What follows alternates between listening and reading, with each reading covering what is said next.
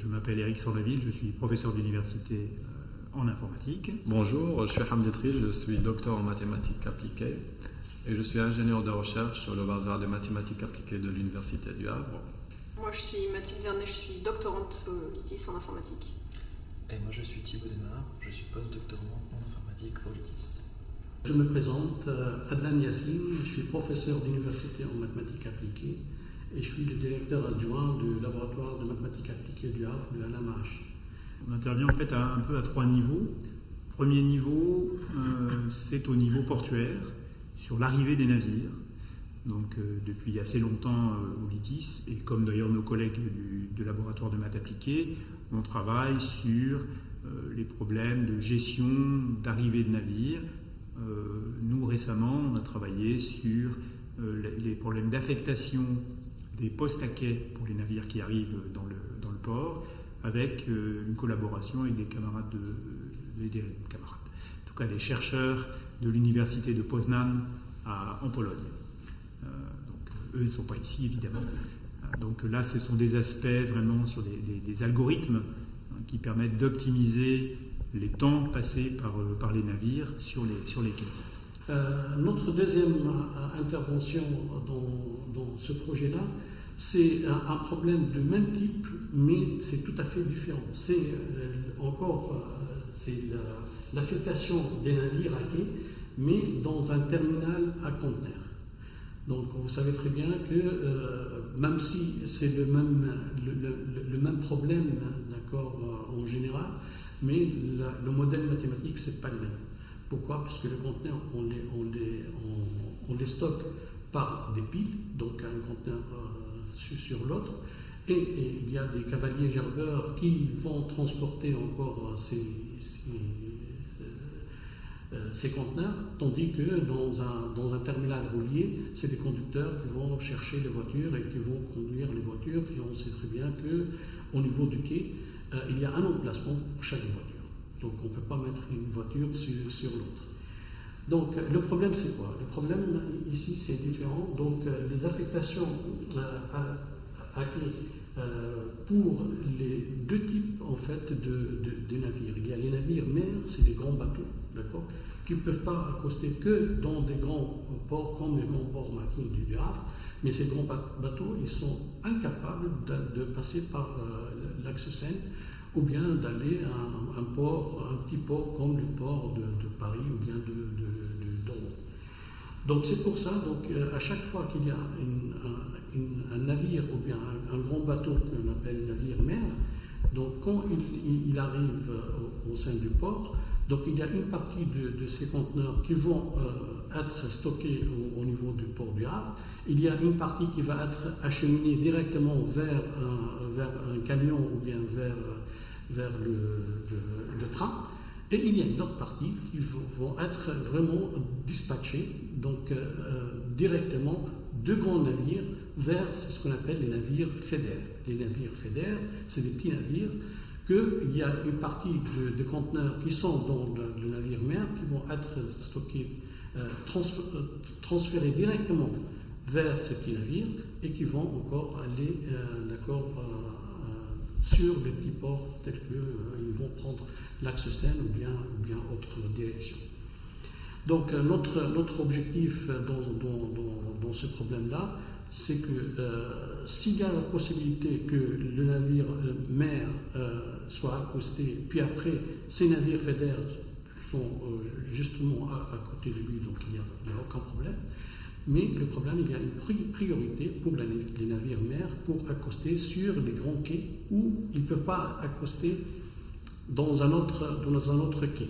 Donc dans ce cas-là, s'il y a encore un autre navire mer qui va accoster, donc on oblige les navires fédères d'accoster dans un autre quai. Mais dans ce cas-là, il faut quand même un temps de transférer les conteneurs d'un quai à un autre. Donc notre objectif de tout ça, c'est de minimiser le temps d'attente de tous les navires. Effectivement, on a à peu près dans cette simulation 10 000 acteurs de la logistique, donc ce qui inclut les entrepôts, les prestataires, les clients finaux, etc. Et on va avoir de la marchandise qui va partir depuis le Havre, depuis le port, et qui va traverser tout l'axe Seine jusqu'aux clients finaux. Et du coup, du fait que nos acteurs vont avoir des stratégies, donc par exemple de créer des chaînes d'approvisionnement, on va pouvoir justement modifier ces stratégies-là au cours du temps et voir comment le système évolue, comment il va réagir en fonction de perturbations extérieures. La troisième problématique, en fait, qu'on traite, c'est l'étude d'une chaîne logistique, d'accord, collective, multi-acteurs et multi-niveaux, et avec contrat de niveau de service. Donc là, notre objectif dans cette chaîne logistique, c'est l'optimisation du coût de transport. Mais dans ce coût de transport, on ajoute encore des pénalités, et on ajoute deux sortes de pénalités. La pénalité sur le retard de livraison et une pénalité sur la quantité non livrée. Donc les trois niveaux qu'on utilise, le premier niveau c'est les usines, c'est là où on fabrique, on fait la production. Le deuxième niveau c'est les entrepôts, c'est là où on stocke les marchandises. Et puis après le troisième niveau c'est le client final qui va recevoir la marchandise.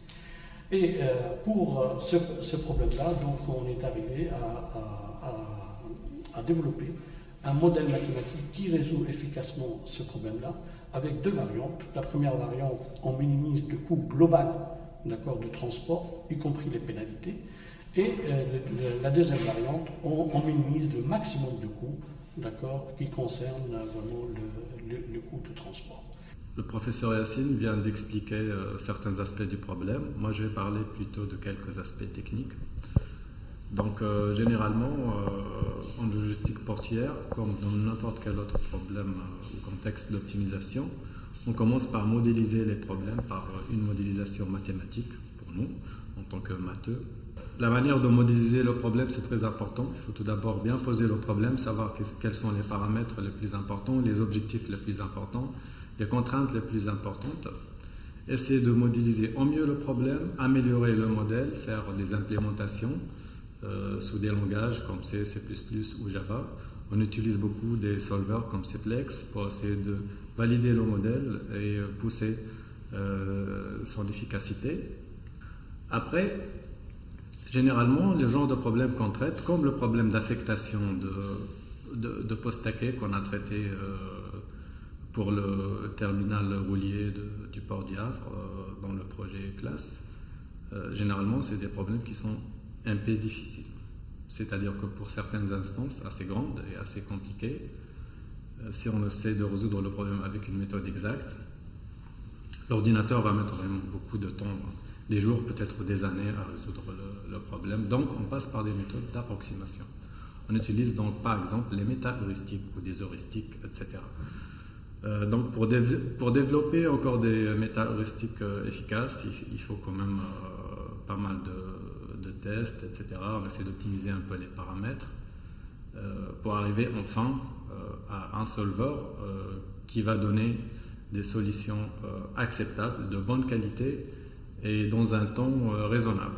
Donc il faut qu'on ait une solution selon le problème au bout de quelques minutes ou de quelques heures, mais pour le problème d'affectation de post-taquet, si on a une solution qui est de très bonne qualité, généralement avec un gap, c'est-à-dire une déviation de la solution optimale qui est inférieure à 5%, si on arrive à obtenir ça en quelques heures, c'est bien parce que c'est un problème de planification, c'est-à-dire qu'on a de l'avance, on a des informations, des données à disponibilité peut-être 2 semaines ou 1 mois avant la décision.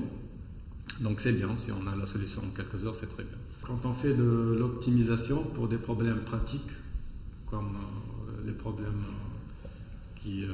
logistiques au sein du port du Havre, c'est bien aussi d'avoir des retours d'expérience, de discuter un peu après résultat avec les opérateurs pour voir quels sont les paramètres qu'on peut améliorer, qu'est-ce qu'on peut ajouter, quelles sont peut-être les nouvelles contraintes, etc. Parce que les choses évoluent bien sûr et les opérateurs ne fonctionnent pas tout le temps et tous de la même manière. Donc discuter avec les professionnels sur terrain, c'est quelque chose de très important.